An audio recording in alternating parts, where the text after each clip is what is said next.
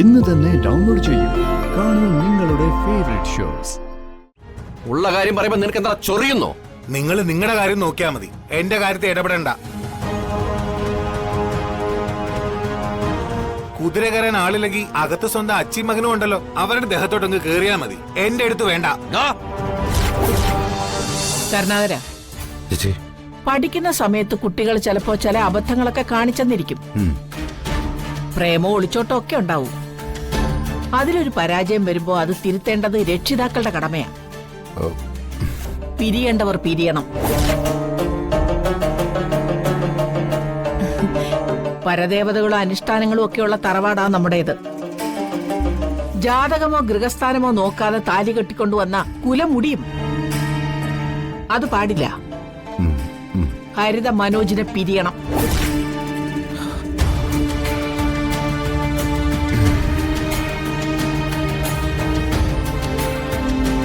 പറഞ്ഞില്ലേടോ കുറുപ്പ് വന്നിട്ട് തുടങ്ങിയാ മതിയെന്ന്. ബക്കടപ്പോ ഒരു കാര്യമില്ലാതെ ചിലച്ചോണ്ട് നടക്കും ചിലര്. അച്ഛൻ എന്താ അപ്പച്ചി പറയുന്നൊന്നും കേട്ടില്ലേ? നിർത്ത്. എന്റെ മോൻ ജിതേന്ദ്രനെ പോലെയാണ് എല്ലാ ആണുങ്ങളും എന്ന് നീ കരുതിയേക്കരുത്. ആട്ടിച്ച് കാരണം പോക്കി ഞാൻ നിന്റെ. ഞാനും ചേച്ചിയും കൂടി കുടുംബക്കാര്യം സംസാരിക്കുന്നതിന്റെ ഇടയില് നീ ആരാടി വന്ന അഭിപ്രായം പറയാൻ?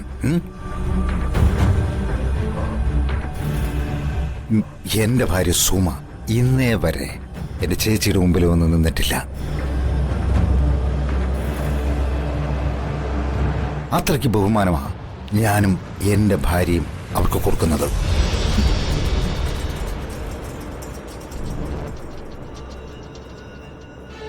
പോക്കോടേന്റെ മുമ്പിൽ നിന്ന്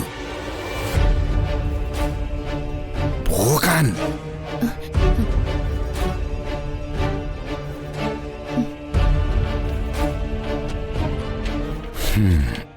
അപ്പൊ ചേച്ചി, നമുക്ക് കാര്യങ്ങളൊക്കെ ഗൗരവമായിട്ടൊന്ന് സംസാരിക്കണം. ഇപ്പൊ എനിക്കൊരു മീറ്റിംഗ് ഉണ്ട്, ഞാൻ പോയിട്ട് വരാം. രാഷ്ട്രീയക്കാരോടാ കളി.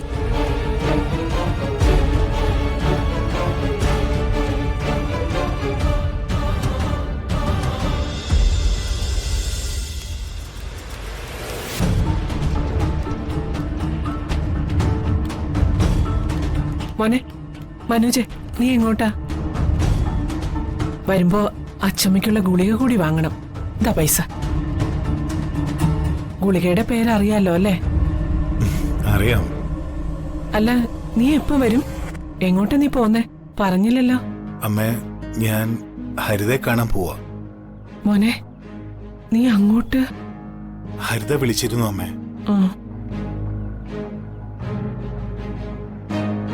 അവളോട് ഞാൻ കാര്യങ്ങളൊക്കെ പറഞ്ഞു മനസ്സിലാക്കും. എന്നിട്ടും അവൾ ഇങ്ങോട്ട് വരണമെന്ന് പറഞ്ഞ് വാശി പിടിച്ചിരിക്കുകയാണെങ്കിൽ എനിക്ക് അവളെ ഇങ്ങോട്ട് കൂട്ടിക്കൊണ്ട് വന്നല്ലേ പറ്റൂ. Super super.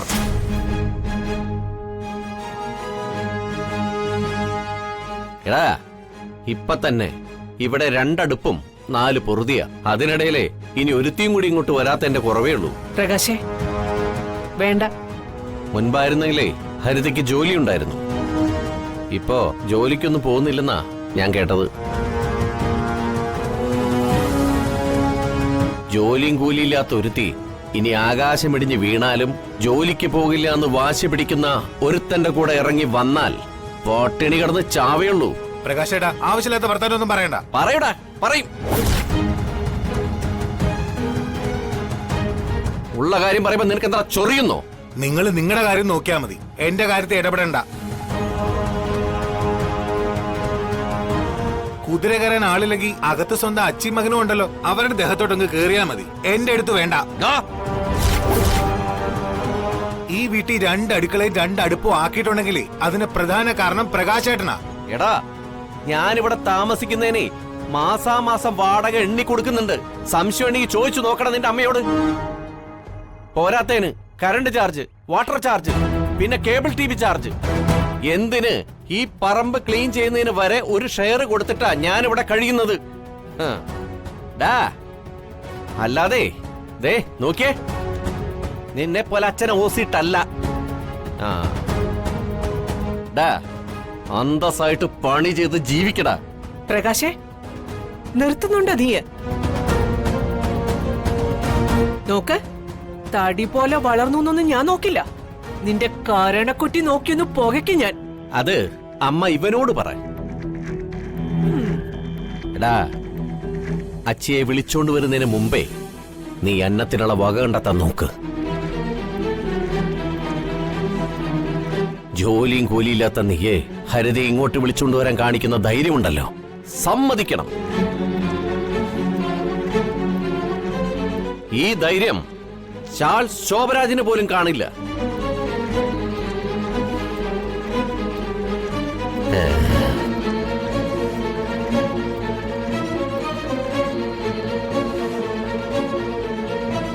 അമ്മേ, ഏതായാലും നല്ലൊരു കാര്യത്തിന് ഇറങ്ങാൻ നേരത്ത് പ്രകാശ് ചേട്ടന്റെ ഉപദേശം കൊള്ളാം. തൃപ്തിയെ.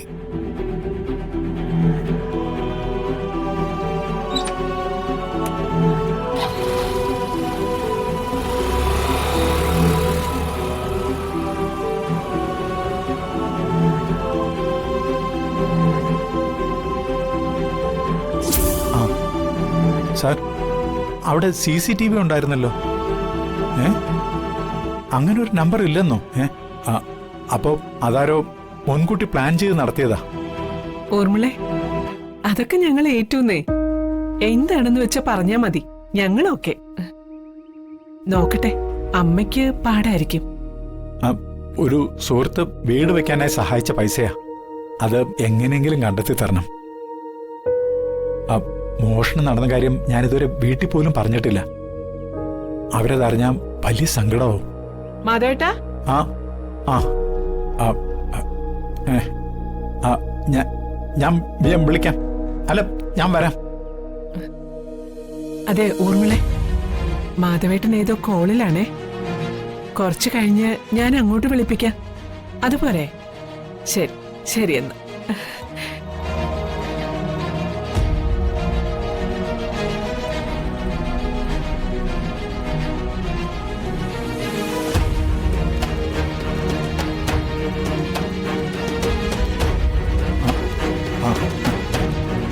ആരാ മാധവേട്ട ഫോണില്? അത് അതാ ബാങ്ക് മാനേജറാ. വരാന്നൊക്കെ പറഞ്ഞു കേട്ടല്ലോ. അതെ, മാധവേട്ടനെ ഒരാള് വിളിച്ചിരുന്നേ. ഒരാളോ? ആ, അതാര്? നമ്മുടെ ഓർമ്മള. അവള് തന്ന പണം നമ്മള് വീട് പണിക്കൊക്കെ ഉപയോഗിച്ചോന്ന് അറിയാൻ വേണ്ടിട്ടായിരിക്കും വിളിച്ചത്. നമ്മളത് സേഫായി ബാങ്കിലിട്ട വിവരം അവൾക്കറിയില്ലല്ലോ. ഉടനെ വീട് പണി തുടങ്ങണം മാധവേട്ട. മാനത്തെ കൊട്ടാ